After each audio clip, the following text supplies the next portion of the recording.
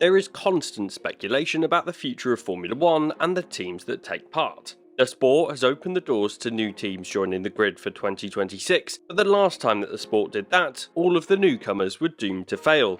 So what happened to these new teams in 2010 and why won't it ever happen again? Let's have a look. My name's Andy and this is Behind the Drive. Back in 2009, the sport was in a problematic state. Teams were financially vulnerable due to the financial crisis, and the gap between the richest teams and the backmarkers was widening. The sport had just embarked on a new set of aerodynamic regulations, and a few of the smaller teams were trying to negotiate a cost cap into the sport. It got to the point where the FIA proposed a two-tier cost cap. Some teams could limit their spending to $30 million per year, and in return they would be given more technical freedoms. Alternatively, other teams would be able to spend as much as they wanted but would be subject to technical regulation limitations. This would create an F1 grid where some teams would have a technical advantage and others would have a financial advantage. The teams called it a Formula 1 and Formula 1.5 grid, and it was obviously a contentious topic throughout the 2009 season to the extent that 8 of the 10 teams even considered setting up their own Super League style of separate racing category. The top teams, particularly those with significant funding, were completely against the idea of the budget cap with technical advantages, and the figures being suggested by F1 management would mean that they'd have had to cut their budget by up to 90% in the cases of the top teams if they wanted to go down the technical advantage route and reduce their spending. However, with the projection from the F1 owners being that the budget cap would soon be introduced, 4 new teams look set to join the grid for 2010 with this in mind. In my opinion, this news was good for the sport. In the previous 2 years, they'd seen several big names leave, including Toyota, Honda, Renault and BMW, which was reducing the number of teams on the grid down to just 9. But the 4 teams of Hispania, Virgin, Lotus and the US F1 team were set to join to increase the size of the grid up to 26 cars. In the end, only the first 3, Hispania, Virgin and Lotus, made it to the first race of the 2010 season in Bahrain. The US F1 team has somewhat of an interesting backstory, which I'll save for another time. But these 3 teams had entered the sport with the view that there would be a cost cap designed to level the playing field. Of course, with the controversy from the previous year, there was no budget cap at all. The war between the F1 Teams Association and the FIA had created an environment where suggesting a budget cap was unfeasible, and so these new teams were vulnerable. The estimated annual expenditure just to survive in the sport was well over $100 million per year, when these teams were invited into the sport expecting to need to spend far less than that. The new teams inevitably struggle. The 3 new teams on the 2010 F1 grid would be compared throughout the season, but in reality they were in very different positions. Hispania Racing was the first of the 3 teams that joined the sport in 2010 that left the sport entirely. The team already had financial challenges heading into the 2010 season, as the team had announced that they would miss the winter testing all the way back in January of 2010. Even at this time, before any racing had even been done, there was a view that the team could be sold to investors. So, as you may expect, given the circumstances they were told about before joining the grid, and then the different reality, the team entered the sport with significant financial difficulty. As such, the team missed all of the pre-season testing and only managed 20 laps with Bruno Senna's car in the practice sessions at the first race of the year in Bahrain. Senna's new teammate, Karim Chandok, was unable to complete any laps during Friday's running. So the Hispania team had only just made it onto the grid in time for the racing weekend, and in qualifying, Senna found himself a whopping 8 seconds behind the leader, with Chandok a further 1.7 seconds behind his teammate. This wasn't exactly a great advert for the new teams that had entered the sport for this new season. Virgin were the next new team, and they actually remained in the sport in some form until 2016. They were another team that were cash-strapped, and they took an unusual approach to car development, only using CFD and not using a wind tunnel at all. This was a bold decision, and they were still backmarkers throughout the year. They claim to have made developments through the season, but I think not using a wind tunnel was a factor in their route to become the lowest ranked team in 2010. However, it wasn't just an aerodynamic issue that resulted in them being well behind their rivals. The team was also significantly behind mechanically. Through testing, the Virgin car completed just 1,772 kilometres of testing distance. This is still more than the 0 kilometres completed by Hispania, but a long way behind the lead teams who completed more than 7,000 kilometres. This was a sign of the team's challenges when it came to reliability. The team's first car famously didn't even have a large enough fuel tank to finish a Grand Prix at racing speed, something that wasn't resolved until later in their first season. This obviously didn't help matters, but as indicated in the pre-season testing, their car rarely had the reliability needed to finish a race anyway. The team failed to finish on 17 occasions out of a possible 38 in their first year, so nearly half of all their Grand Prix entries in 2010 ended in retirement or, on 2 occasions, a failure to even start the race. By comparison, Hispania had 13 retirements in the 2010 season, which is still a lot but nowhere near as many as Virgin. Virgin ended the year behind Hispania in the standings on the basis that they had just 2 14th place finishes to Hispania's 3. The third team to join the grid in 2010 had a familiar name. The Lotus Racing Team name returned to the grid with the rights being purchased by a Malaysian business group.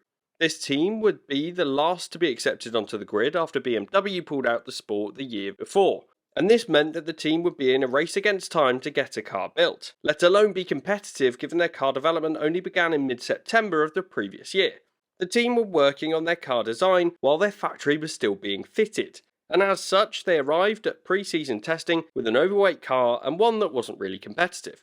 In that first race in Bahrain, the Lotus driver pairing of Heikki Kovalainen and Jarno Trulli were 20th and 21st, splitting the 2 Virgin cars in the battle to be the best newcomer. In the race, the Lotus team technically had 2 drivers classified, though Trulli did retire with a few laps to go. So following the first round in Bahrain, it was Lotus that seemed to be ahead of the other new teams on the grid. But crucially, none of the new setups had made any kind of impact on the F1 grid and were very much the backmarkers of the sport. The 3 teams' initial entrance to the sport probably confirmed the concerns of the rest of the teams on the grid. They didn't want teams without the necessary financial backing to enter the sport, and given the disappointing performance early on from the 3 that made it to the grid, it seemed like they were just there to make up the numbers in the sport, which isn't exactly a great look for the pinnacle of motorsport.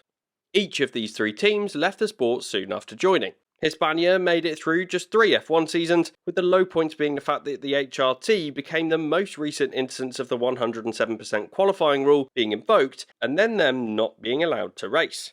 This occurred in the first race in both 2011 and 2012, with both of their cars, as they were simply too slow to compete. The team did bring Daniel Ricciardo in to offer the Australian driver his debut in the sport midway through the 2011 season, but they eventually failed at the end of 2012. The owners had tried to sell the team towards the end of that season, but with no buyers forthcoming, they didn't make it onto the entry list for 2013. The Lotus Racing Team would end up becoming Caterham after 2 seasons, despite the ownership not changing hands. This also meant that Renault could become Lotus in a somewhat confusing change on the grid. But regardless, the Caterham team was still under the same ownership as the team that joined in 2010, and the team continued to struggle. By this point, they were only competing with the other teams that joined at the same time. The Caterham team would end up making it through to the new power unit regulations of 2014 before they had to stop towards the end of that season due to financial constraints. They did manage to return to Abu Dhabi through a crowdfunding exercise, but this would become their last race in the sport, having achieved a record for the most number of F1 race starts without scoring a single point. The Virgin team that became Marussia for 2012 and then Manor for 2016 was the longest serving and most successful team out of the 3 that joined in 2010. The team managed to score points in 2014 with Jules Bianchi at the Monaco Grand Prix, but they subsequently ran into financial difficulties after the same round as Caterham, and Marussia would miss the last 3 races of the year. But unlike Caterham, they would be bought out going into 2015, which would give them the lifeline they needed to continue in the sport. But that would be short-lived as the team folded in early 2017, meaning they'd taken part in 7 seasons before exiting the sport entirely. Why this won't happen again? The embarrassment of the 3 teams that joined in 2010 and scored a total of 3 points from 285 Grand Prix entries is something that people still refer back to today. With new teams looking to join the sport in 2026, the existing 10 teams are rightfully concerned about the fact that these newcomers need to be credible challengers. As such, the joining process is more rigorous than in previous seasons. Since the 2010 joiners, we've had a fairly successful newcomer in Haas who scored points, taking an approach to ensure that they took as many parts as possible from Ferrari. This is a sign that new teams can succeed, but even then, Haas has more recently fallen to become a backmarker rather than a midfield F1 team. The new financial regulations in F1 to reduce spending have transformed the sport. In the last 2 years, F1 teams have increased significantly in value and in some cases have even become profitable organisations. This change is something that is significant when it comes to new teams in the sport. Right now, it seems implausible to see any of the 10 teams leaving or reaching financial difficulty. This is especially the case given the sport's global popularity and interest from external investors. As such, it's to be expected that the situation where three teams could join and leave the sport quickly is very unlikely. Once a team is in the sport, they have significant value. One way to ensure this value is retained is the anti-dilution fee. This is a payment made by new teams to the other teams on the F1 grid. It was agreed in 2020 and has already been seen as being too low by the teams based on the increased value in the sport. Some teams even want to see this fee increase from $200 million to $1 billion. By making this investment, the new team will show that they are willing to invest in the sport in the long run and have the financial capability to design and develop a car that can compete from a financial perspective. In addition, by making this payment, the team holds that value. Should there be a situation where an owner wants to sell the team, they can sell their team to another entity wanting to join the sport for a value that is around this fee. It ensures that the sport retains the setups that already exist. In addition, it would make it less likely that nobody would be interested in an F1 team, as Hispania faced in 2012. On the other hand, this interesting situation places significant importance on the decisions to be made by the FIA and Formula 1 regarding new teams for 2026. Right now, there are several reportedly interested parties, and the sport needs to think long term about who they let on to the F1 grid.